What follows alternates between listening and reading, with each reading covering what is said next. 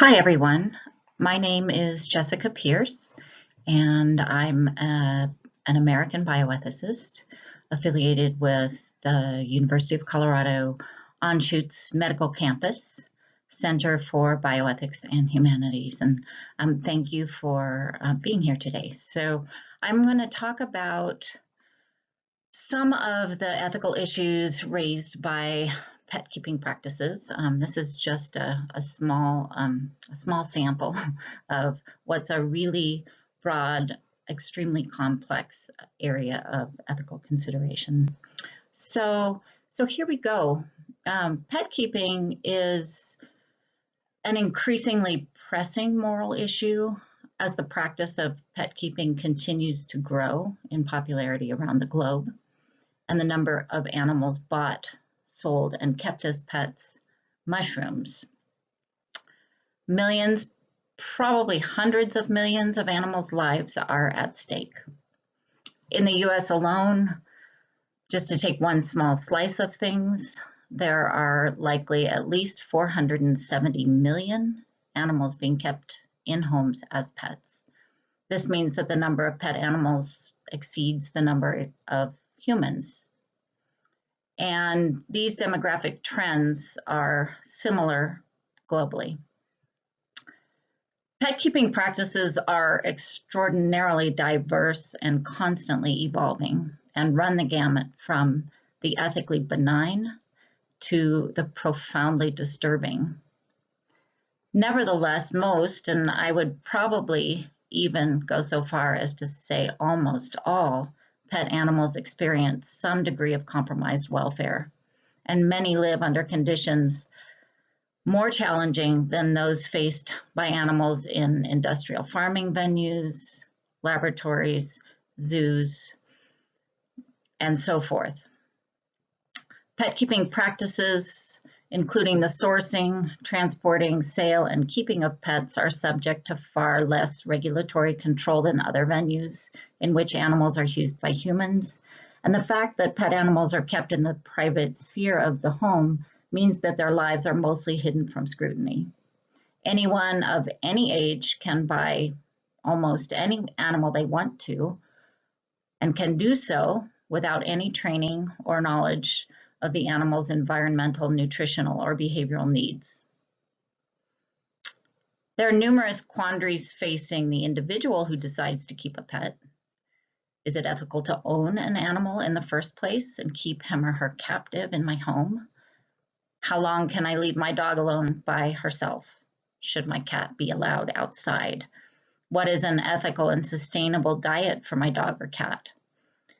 Cultural pet keeping practices are also an ethical minefield, such as the practice of relinquishing unwanted or behaviorally challenging animals to shelters, the dilemma of whether killing a healthy animal is ever preferable to long-term sheltering, the sourcing of animals from commercial breeders, breeding for maladaptive traits, and the increasing popularity of exotic pets such as sloths and fennec foxes.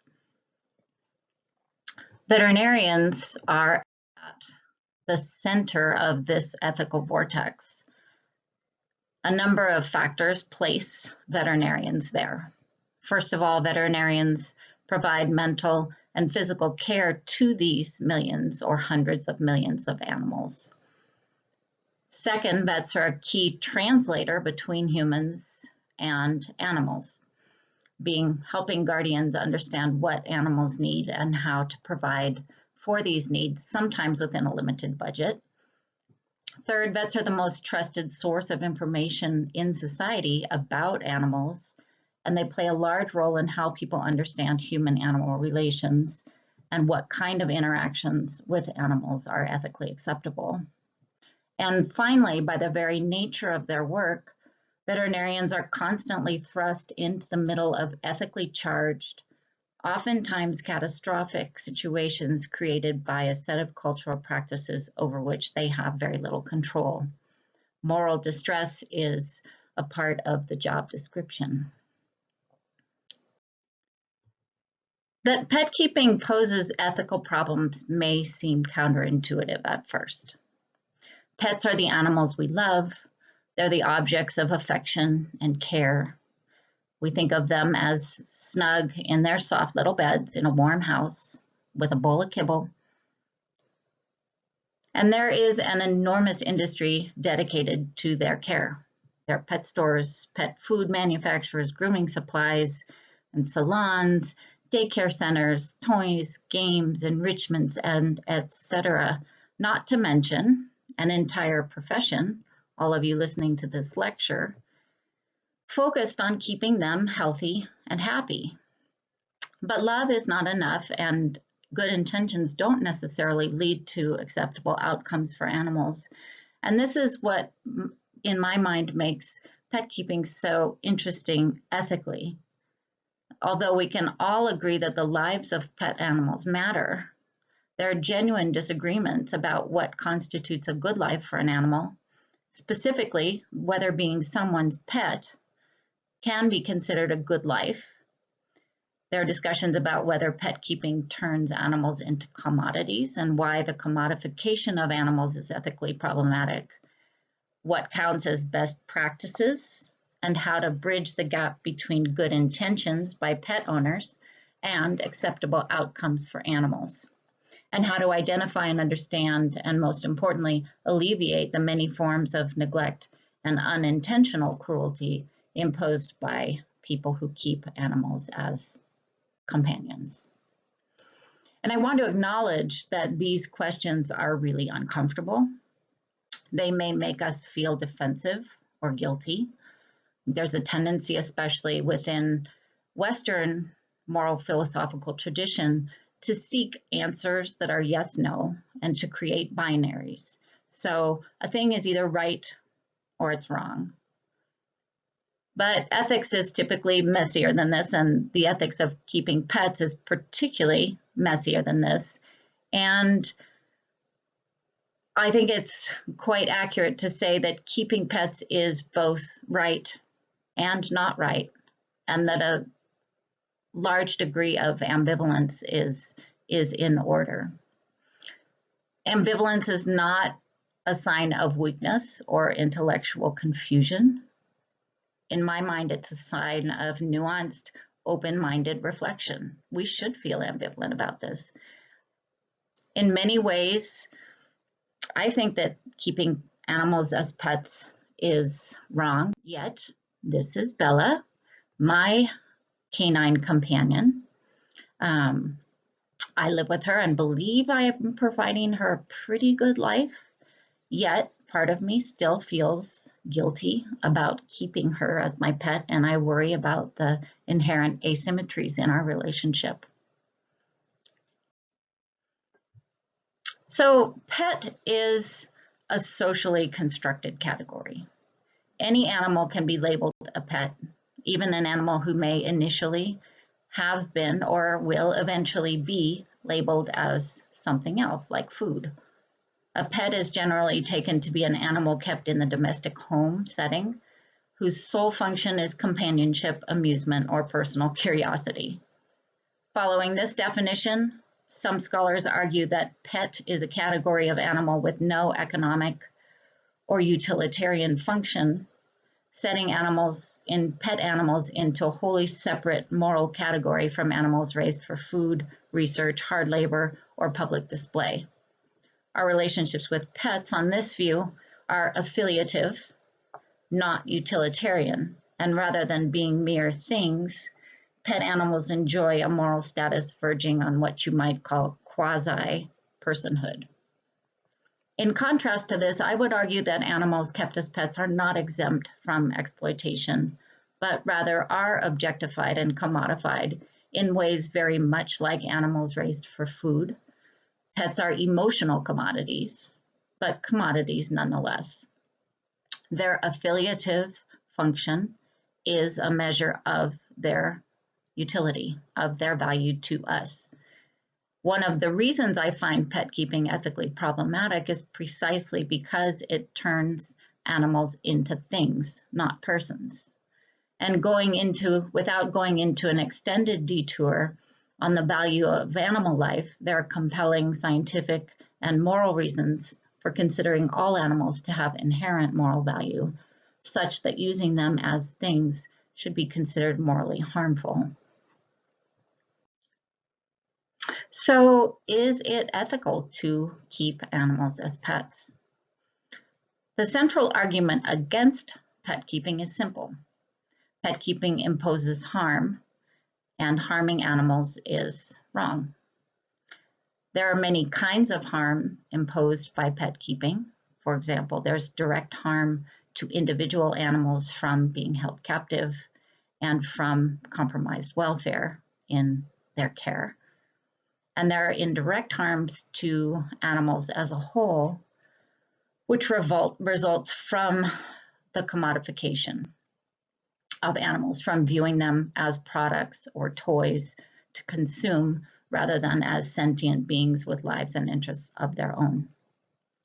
So I want to talk for a few minutes about the ramifications of captivity for pet animals. Pets are not generally seen as captive animals in the same way, for example, that animals in zoos or research laboratories are. But any animal who must live most of his or her life behind bars is captive. Even dogs and cats who may have freedom to roam around the house and perhaps even the backyard are captive in important respects. They're not masters of their own lives, don't have any substantive control over their environment, their social interactions, or their daily choices. The fact that there is an entire literature dedicated to so-called captivity effects should leave us in no doubt that captivity itself is a moral problem. Captivity effects refers to the range of physical, psychological, and even neurobiological changes induced by captive conditions. And these are the same across from humans to mammals to non-mammalian species of animal. These captivity effects include long-term activation of the hypothalamic pituitary adrenal axis, repetitive and abnormal behaviors indicative of psychological trauma, typically called stereotypies in the animal literature, changes to immune function, brain morphology, reproductive behaviors, circadian rhythms, and so on and so on. It's important to be alert to the harms that captivity can impose and be aware that if we choose to have pets, to understand and offset these harms as much as we can. And I just want to note here that the pet industry, I think, does a huge disservice to animals by suggesting that certain captive conditions are acceptable. And these are just a couple of examples of products that are sold in major pet store chains in the United States. And for somebody who doesn't know, which is most of the pet owning public, the fact that these are marketed and sold by reputable pet companies would suggest that their use is okay. Captivity, of course, is not just a black and white. It's not either or. You know, we're all captive to some degree. Some species will experience captivity more negatively than others. For example, wild animals will experience the captivity that comes with being a pet probably more significantly than a domesticated animal. Some pets are very obviously captive, like tigers and cages and geckos and glass tanks. And some are less obviously captive, like the dogs and cats who share our homes. Some individual animals are more captive than others. A dog who's kept in a crate or a kennel all the time is more intensively, more problematically captive than a dog who has full run of her house and gets to go out on excursions into the world. And the same animal can experience captivity in different ways throughout different times of his or her life.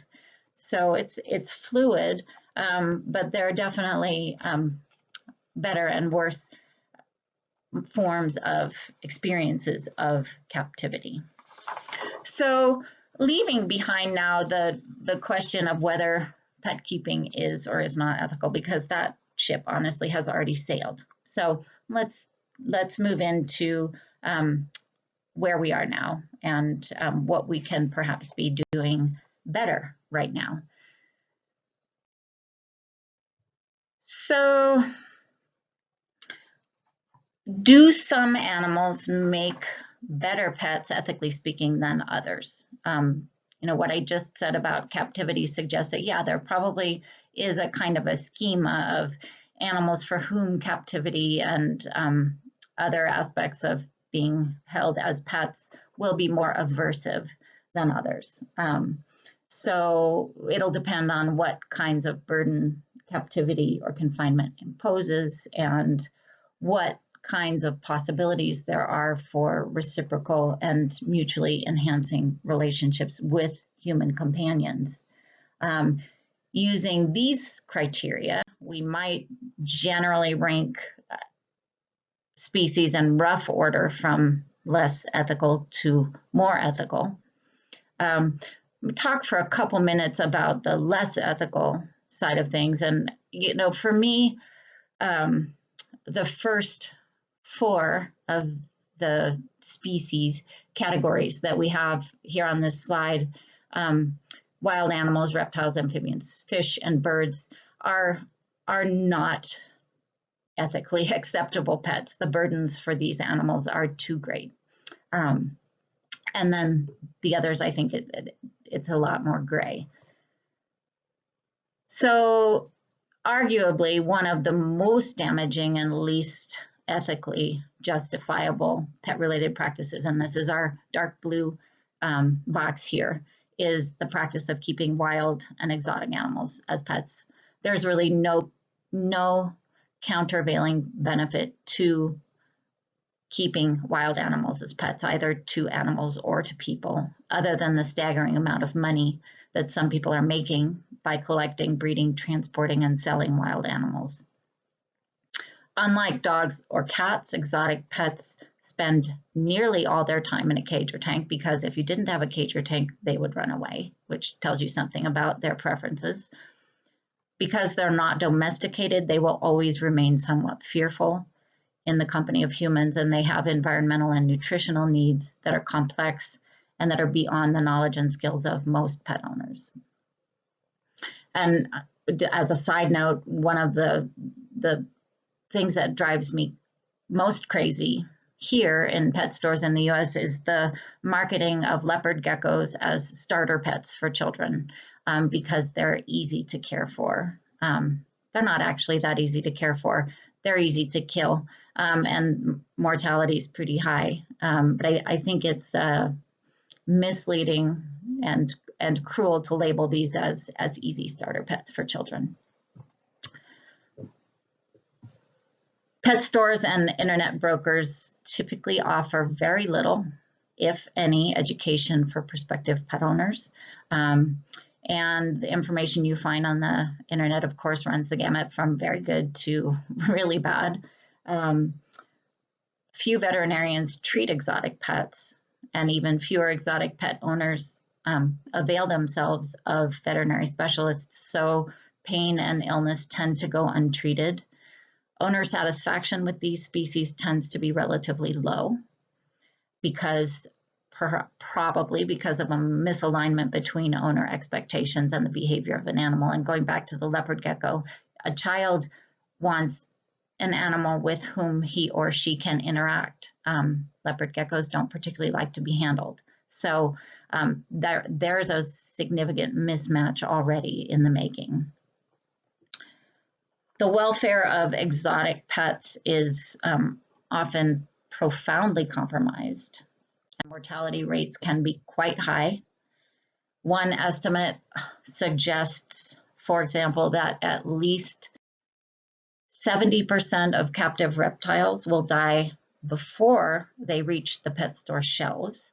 I'm sorry, these slides are a little bit disturbing, but I think it's worth reminding ourselves what pet keeping costs animals. Once those 30% survivors get to the pet store shelves, about 75% will not survive past their first year of being a pet. The zoo animal welfare literature might help shed some light on which species of animal may do better or less well as a pet. Species with more behavioral plasticity tend to do better in captive environments. And dogs and cats are more behaviorally flexible than reptiles. Some species-specific characteristics, such as timidity, should serve as red flags. For timid species, the presence of stimuli perceived as threatening will overactivate the endocrine stress response, and these stress responses will be turned on far more than is natural or healthy. Veterinarians, as a source of information about pet keeping practices, should help shape consumer behaviors and attitudes toward exotics, educating the public about how exotic animals are sourced and about the challenges of providing decent welfare for these species in captivity. And I wanted to just mention two really good documentary films on the pet trade. One is called Wild Caught, which is about the aquarium fish trade. And then the other is The Elephant in the Living Room, which is about exotic sort of tigers and wolves and other mostly large animal species being kept in backyards. And that one's focused on the United States. They're both worth watching. So circling back now to the bottom end of the slide that I showed before, and I'll bring it back up again. So the more ethical end of things. Why are these animals down here, and why are they less problematic? And just a side note, I have cats as slightly more problematic than dogs because of the indoor-outdoor cat issue, which I don't have any good resolution for. There's abundant evidence that the population of outdoor cats is really problematic for species of small mammal, bird, reptile, and so forth. And on the other hand, indoor-only lifestyles can significantly compromise cat welfare. So that's just a dilemma I'm not sure how to resolve, other than just simply not keeping cats as pets, which is my own personal choice. I have cats, I like cats, but I just won't do it. Because dogs and cats, and arguably rabbits and other small animals like rats, can live in human environments with a large measure of freedom, and because these species are domesticated and have evolved in close relationship with humans and have chosen, evolutionarily speaking, to form companionable bonds with us, they might be the most likely candidates for ethical pets.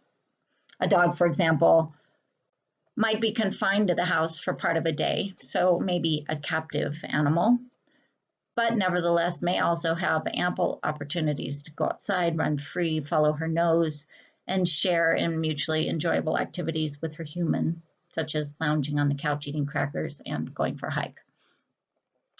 And this is the schema that I developed in my book, Run, Spot, Run. And in the past few years, I've started to question myself a little bit, and I'm not sure that I wouldn't take the wild animals and reptiles and fish and birds off the less ethical end of the list, but I've gotten a little more cynical, I think, about the possibilities for dogs and cats, particularly dogs. I just finished a book on the ethics of living with dogs, and my sense is that pet dogs are in crisis right now, and it's really not working for them very well, this pet keeping situation. And I think the same is true for cats, but let's carry on. So even if we decide that keeping dogs and cats can be undertaken for ethically sound reasons. There are still an almost infinite number of ethical issues that arise in our decisions about how best to care for them. We have to decide what and how to feed, how long we can leave them alone, how much to limit their physical movements, so balancing their freedom with their safety, and figure out which behaviors we're willing to accept and which we're not, and whether what we ask behaviorally is fair.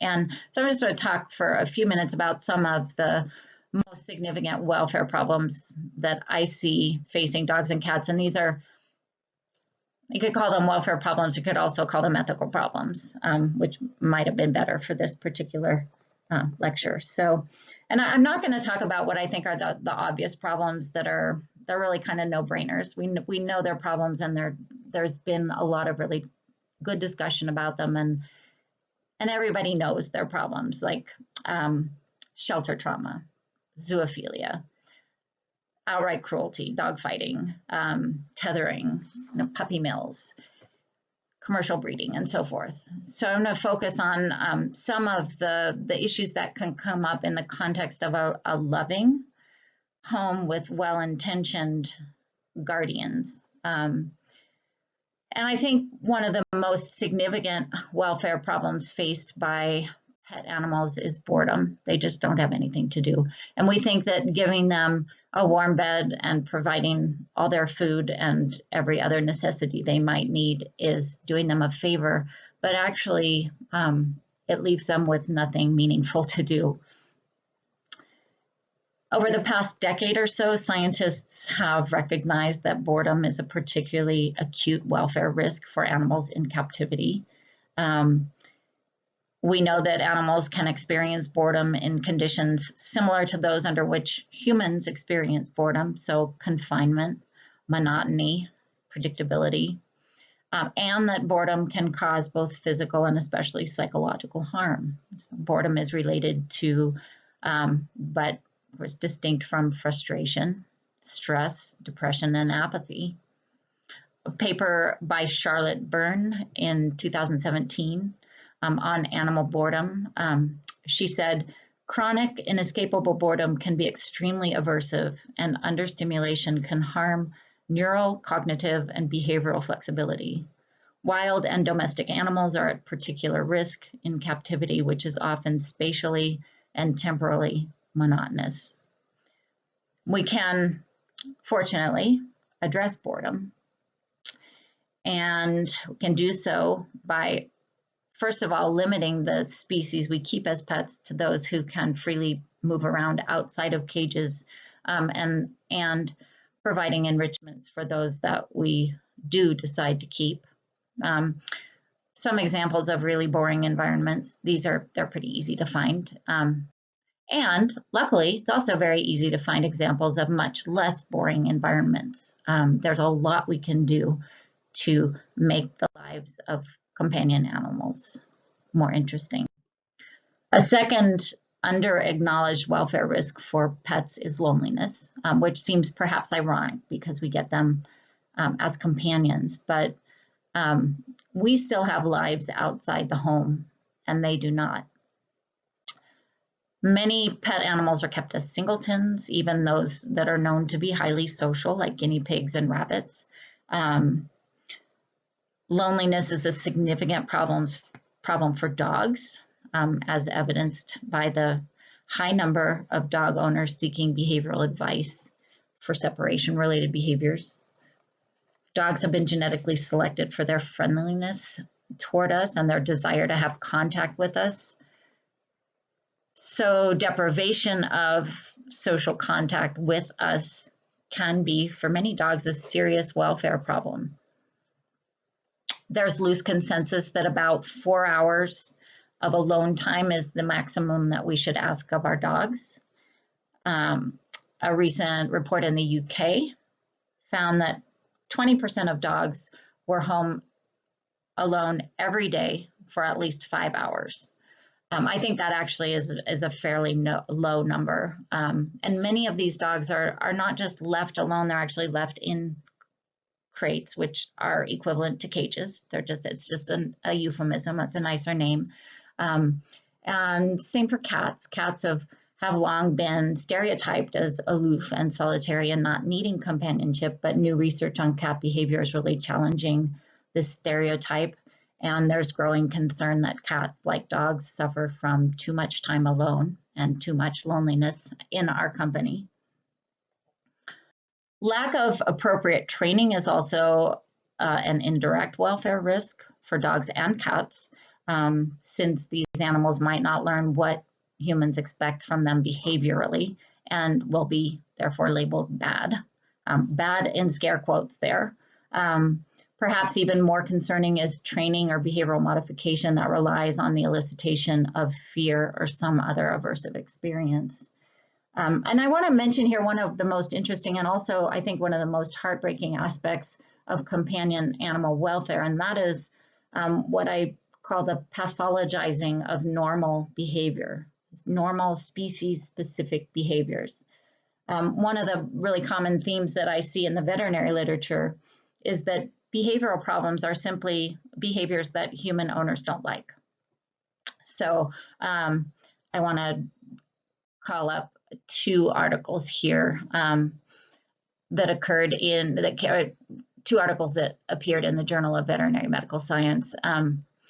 So one of these is on dogs, and the next one I'll show you is about cats. And there are two things that are interesting and kind of surprising. One is that, boy, people really have a lot of problems with their dogs. I mean, I think the list probably could have gone beyond 25, but that's a lot of problems to have.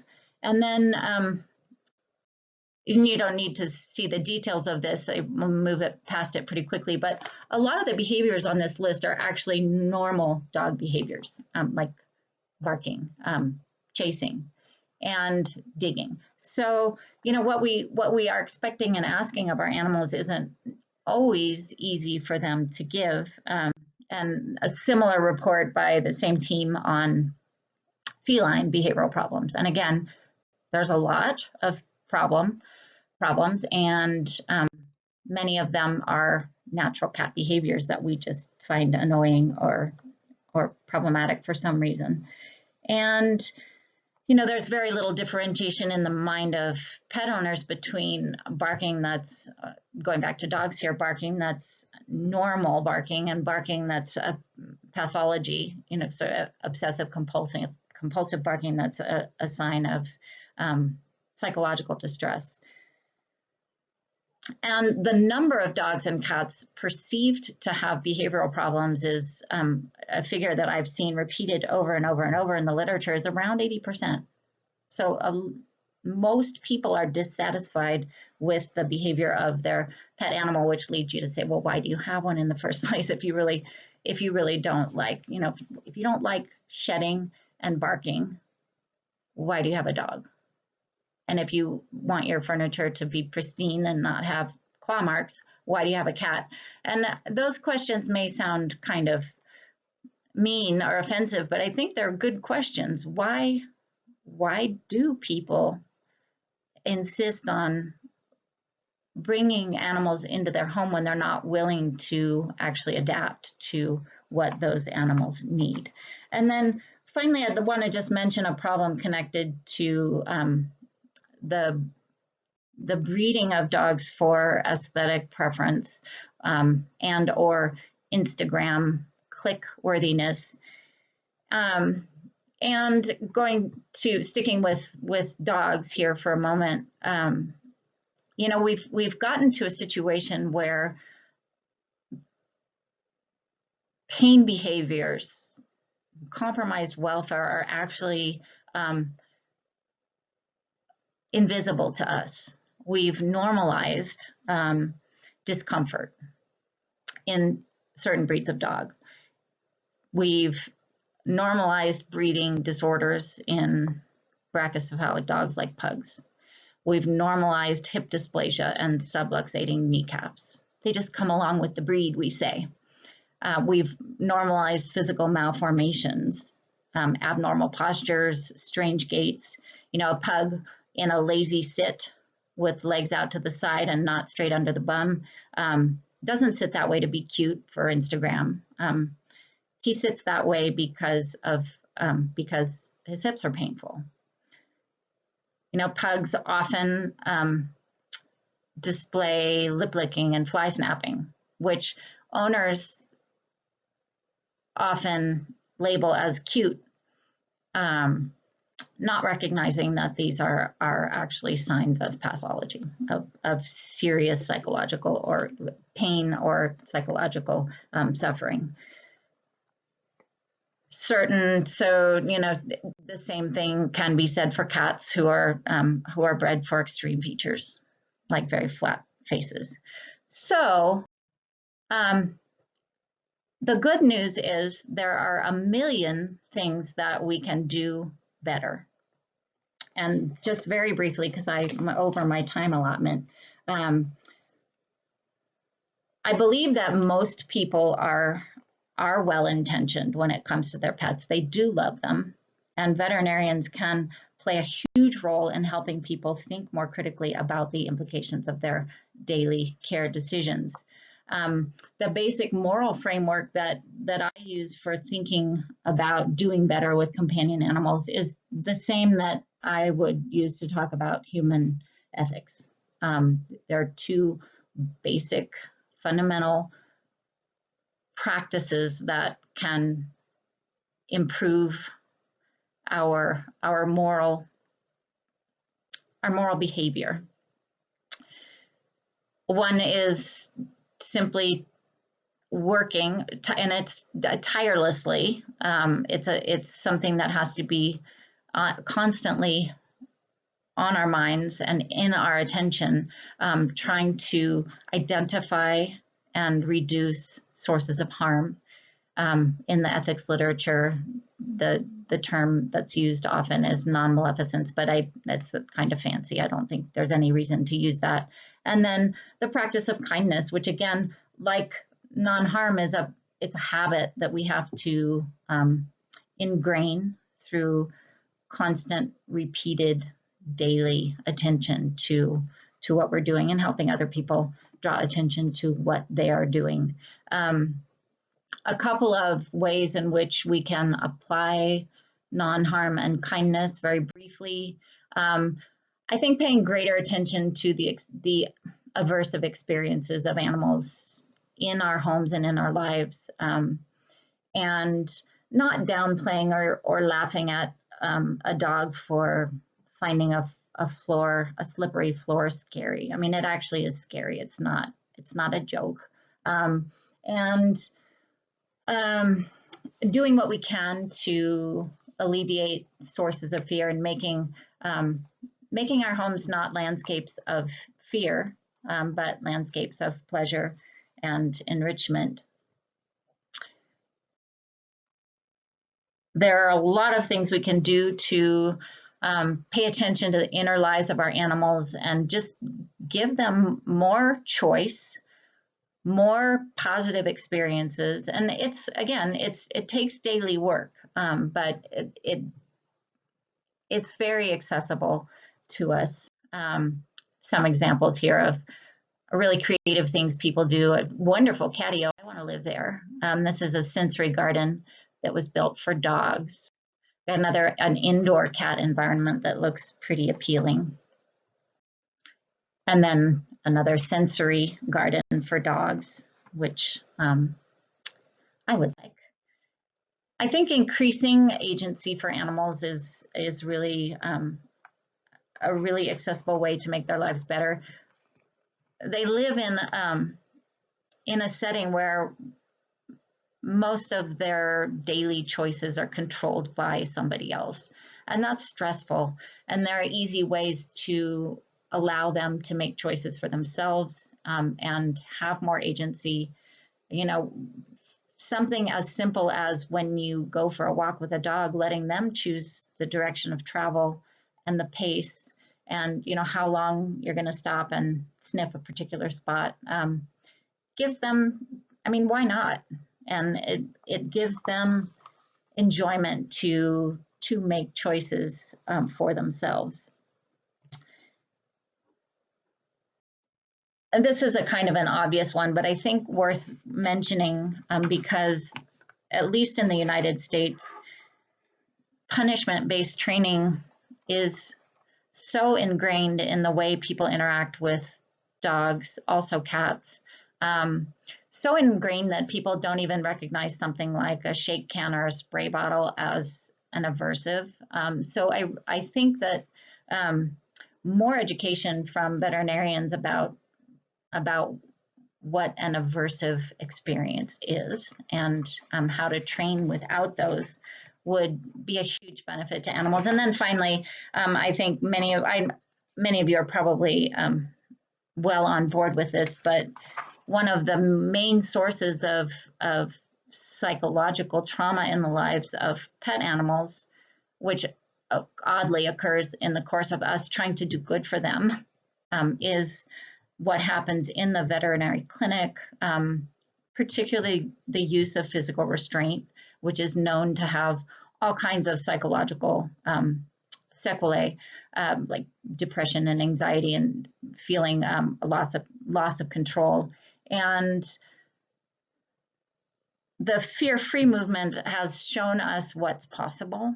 And I think embracing that would be a wonderful, accessible way to improve the lives of companion animals. And just to briefly wrap up where I've been, so, and this is, as I said at the beginning, just a totally scratching the surface. There's so much to say, and it's such a rich area of consideration, and an area where I think it's really important to, and hopefully I haven't sounded judgmental, I think it's really important to approach these issues without judgmentalism, because people really are, either they don't know or they're doing their best. And when I look back on my own experiences as a pet owner, boy, there's a lot to criticize about myself and about the way I've done things. And even though I've tried hard and been conscientious, it's a learning process. And so I talked about which species of animal make better pets, ethically speaking. I talked only a little bit about ethical sourcing, but particularly in relation to wild and exotic animals, it's a major welfare red flag. And then just paying better attention to what the home environment is like for the animals who share this space with us. And, you know, typically we design our homes for us, but we can, I think, go a long way toward designing our homes and lives in ways that are co-adaptive, collaborative, and that involve compromise and what veterinarian care and overall calls negotiated settlements with animals. And that makes everybody happier. So with that, I will sign off and thank you very much for listening.